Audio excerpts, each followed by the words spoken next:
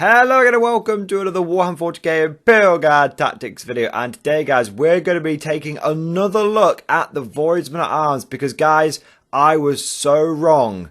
Voidsmen at Arms are actually a really useful unit for your Imperial Guard army. So recently I did a video reviewing Voidsmen at Arms. If you haven't seen that one, don't worry, I'll link it at the end of today's episode. But I talked about how they were kind of just guardsmen with some cool rules. They had some interactions with the rogue trader, but by and large they seemed kind of expensive for what you were getting. I mean, essentially a 5-man guardsman squad with a 4+ save for 50 points didn't really seem worth it. But guys, I was so wrong. I didn't think about the wider tactical options that you could use this squad for. Specifically, I think Voidsmen at Arms have a really good place in both a pure infantry Imperial Guard army and even more so in a Scion's army, a pure Militarum Tempestus Scion's army. So without further ado, let's dive into today's video and let me tell you why I now think that Voidsmen at Arms are a fantastic choice for both of those types of Imperial Guard army. So firstly, let's take a look at how Voidsmen at Arms are really useful inside a pure infantry Imperial Guard army.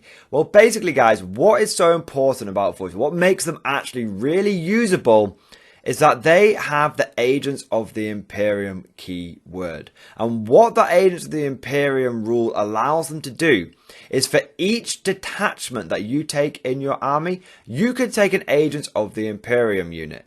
Now, normally you'd be looking at things like a double Smite Inquisitor or maybe some kind of assassin, but if you're going for a pure infantry army, what you need is as many bodies on the board as possible. But the thing is, when you're running your pure infantry army, as crazy as it sounds, you actually run out of troop slots really, really quickly. I mean, basically, if you're running pure infantry, you're looking at taking 3 battalions of infantry. That gives you 18 troop slots. If you start looking at like a battalion and a brigade, then you've got to start including things like sentinels, which are attacks, and that just doesn't really fit with the whole I'm taking pure infantry. If you've got sentinels, you're taking vehicles, it's not pure infantry. It just doesn't feel right. But think about this. Voidsmen at Arms don't take up a troop slot. They can be taken in a army, in a detachment for any Imperial force, and they don't take up a troop slot when you use them as an Agent of the Imperium. That means instead of getting 6 troop choices per battalion, you can get 7. That means that you're able to get more boots on the ground, more infantry into your army without having to revert to things like conscripts. Now, I know some people are going to say, but Morning Glory, why wouldn't you just take conscripts? Well, the thing is, outside of Acadian detachment, conscripts aren't that useful because you can't order them around the way that you want to order them around. Yes, orders can proc and there is all that kind of stuff, but they really can't be ordered around. They're not as flexible as you might want them to be. You might actually just want as many professional line infantry soldiers as you can get your hands on.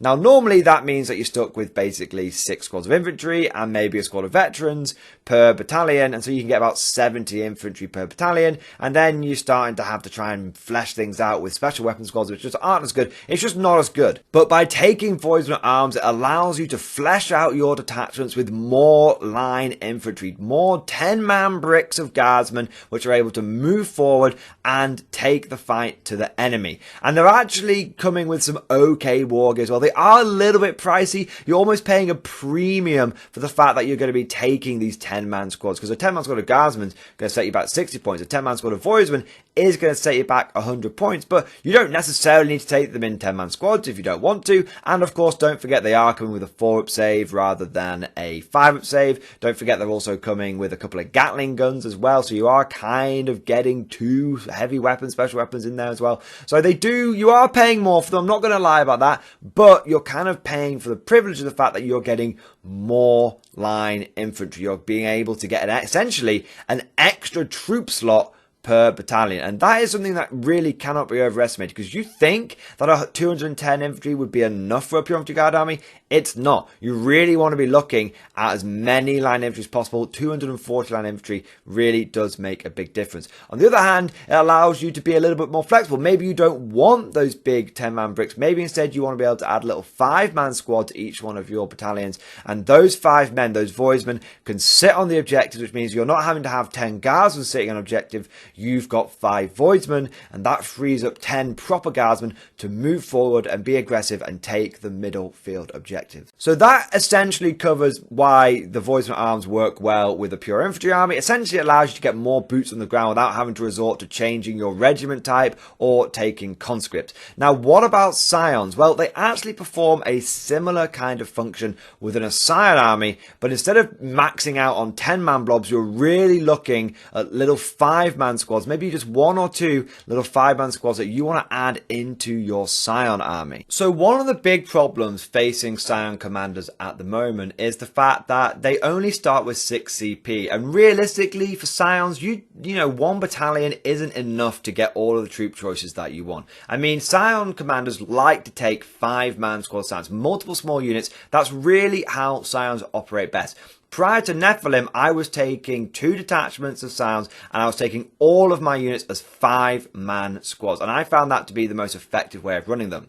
However, under Nephilim, now that we're starting with less CP, and we just want lots of CP to try and get those cool down stratagems off, but the fact that we're starting with 6 now means that it's really tricky to justify taking things like extra detachments. I mean, you can maybe afford to take an extra patrol, but that's about it. But the problem with that means is that unlike, you know, a pure infantry guard, where sure, take 3 battalions, sure, start with 0 CP, it doesn't matter. You just, you know, don't really have much stratagems to spend your points on. Unlike that with Scions, you actually do want CP. But if you end up forcing yourself down into a single battalion, that means you are inevitably going to start having to take lots of 10-man squads, because if you don't, you're going to rock up to the battlefield with like 30 Scions. Even if you take an extra patrol, you're going to rock up to the battlefield with what, 40, 45 Scions? It's just not enough. When I was taking Scions competitively, I would regularly turn up with 75 Scions across a few detachments, and I would use them all as 5-man squads, okay? So that's really what you want to be doing. You want that 70, 60, 70 Scions. You don't want to be looking at 30, 40 Scions. But the problem is, unless you're going to take those 10-man bricks, you're going to be struggling with that. Now, why wouldn't you want to take the 10-man bricks? Well, to be honest, it just means you've got a lot less flexibility. It makes it much harder to deep strike in a 10-man squad. And it also means that you don't have as much flexibility when it comes to those deep strikes. You know, if you've got half of your Scions starting on the board and half of your Scions in deep strike, that means you've only got, if you're taking like 6 10-man squad Scions, that means you've only got 3 drops of Scions. That's not good at all. And Scions are already incredibly fragile without having to worry about wound overspill. Now, wound overspill, guys, is basically if you take a 5-man squad and someone does like 8 wounds to you and you fail all your armor saves, you still only lose 5 guys. It's only a 5-man squad. Those 3 extra ones you fail, they just go away. If you take a 10-man squad and you fail 8 saves, you lose all 8. So actually, by taking bigger 10-man squads, it actually makes you in a funny sort of way less durable. You think that Carpe Down would make you more durable in a big brick, but it actually makes you a little bit less durable. So what I'm saying here is, kind of like with the Pure Infantry Guard, Voidsmen Arms provide you with a way of being able to maintain that body count whilst being able to stick with 5-man squads of Scion. So how I would use Voidsmen to fill out Scion armies is by taking a couple of detachments. I take a battalion and a patrol. That gives you access to 9 troop choices, which allows you to get about 45 Scions. If you then take a couple of Voidsmen armed squads as well, that gets you up to 55 bodies. If you then take 3 command squads and you take the Tempesta Primes as well, that gets you up to 70 bodies in your Scions list. Now, you might be thinking, yeah, but 10 of those bodies aren't really Scions. They're not really going to be able to do what I need them to do. No, they're actually really useful. Those 2 5-man void squads are really useful because those little 5-man void squads can sit on your home objectives. And what those 10 Voidsmen do is they allow you to deep strike more Scions down, which is what you want to be doing with your Scions. You want them to be deep striking down and clearing out the enemy. So actually, not only do they help you to hold the objectives, they're just as durable as a Scion squad holding objectives. They've got a 4+8, toughness 3. They're just as durable. And so what they do is they free up those other plasma squads that can allow you to then deep strike down and do more damage. So they're actually really, so I would say they're more useful in a Scion's army than they are even in a pure infantry guard army, okay? Because it just allows you to be able to deep strike more Scions in, allows you to maintain that body count without having to resort to things like 10-man bricks, which really reduces your tactical flexibility. So, and there's nothing stopping you from doing both. Maybe you go for some 10-man bricks and some Voidsmen. Maybe that's the way you want to go. What I'm saying here, guys, is using Voidsmen arms, using the Agents of the Imperium keyword, allows you to get more tactical flexibility in your Scions. Overall, however you slice that cake, it's giving you more flexibility, and that is what is so important. Scions need to be flexible. They haven't got the body count of a pure infantry guard army. They haven't got the thick slabs of armor of a mechanized or armored guard army. What makes Scions so effective is blistering firepower and flexibility, to be able to deep strike where you need, to be able to get firepower where you need, and to be able to maybe one game put 30 troops down turn 2, maybe the next game you only want to put 15 troops down turn 2. Well, you can do that if you maintain your multiple small unit approach, and Voidsmen allow you to do that. So that's why I think they're actually really good within these squads. On their own, comparing Voidsmen to Scions in a vacuum, comparing Voidsmen to Guards in a vacuum, yeah, they seem overpriced. They don't seem to be able to do much, but you're not thinking about them in terms of, oh, stand-up fights. You're thinking about how do they add extra things to my army. And when it comes to pure infantry, they just give you an extra troop slot, which is fantastic. More bodies on the ground without having to resort to Cadians or Scions is great. Cadians or conscripts, I should say. And then for Scions, it allows you to maintain multiple small unit formations, formation tactics, which is, again, absolutely what you want your Scions to do. But that's all we've got time for today. I hope you've enjoyed today's video. Let me know what you think down in the comment section below. Agree? Disagree? Let me know what you're thinking. If you've enjoyed today's video, then please consider giving it a like. And if you want to see more stuff like this, then subscribe. And if you're thinking of picking up some of these models, maybe Voidsmen or Guardsmen or Scions, then please consider using the Element Games affiliate link that I've got down in the description below. You'll save yourself some money. It helps support the channel. And of course, if you use my referral code, TIM3921, then you will earn double store credit, which saves you even more money in the long run. Now, if you've really enjoyed this video and you want to go the extra mile when it comes to supporting the Mordy and Glory channel, then please consider becoming a channel member or Patreon supporter. It's thanks to the generous support of the channel members, of the Patrons, that I'm able to now do Mordy and Glory full time and do more tactics videos like this and do a little bit of a deeper dive and maybe cover things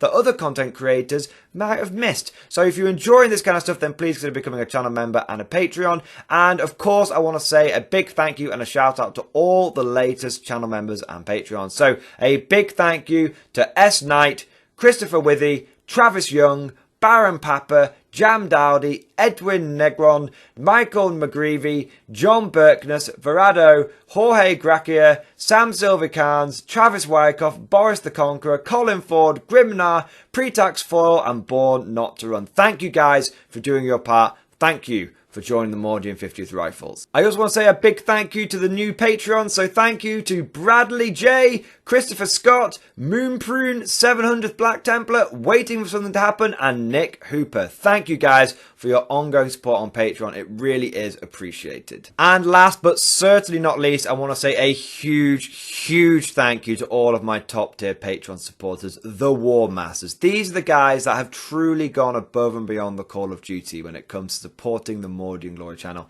and I am eternally grateful to them. So a massive thank you to Navy Veteran, Philip French, Ross Miller, Tequal, Alex Dengal, John Stubbs, Nicholas Walsh, Swordfish Trombone, Diesel Fox, Tom Sutton, and of course, Sly Varney, the one-man Super Chatting Army. Thank you guys for your ongoing support. It really does make a huge difference. I hope you've all enjoyed today's video. Thank you for watching, and of course, as always, I'll see you guys next time.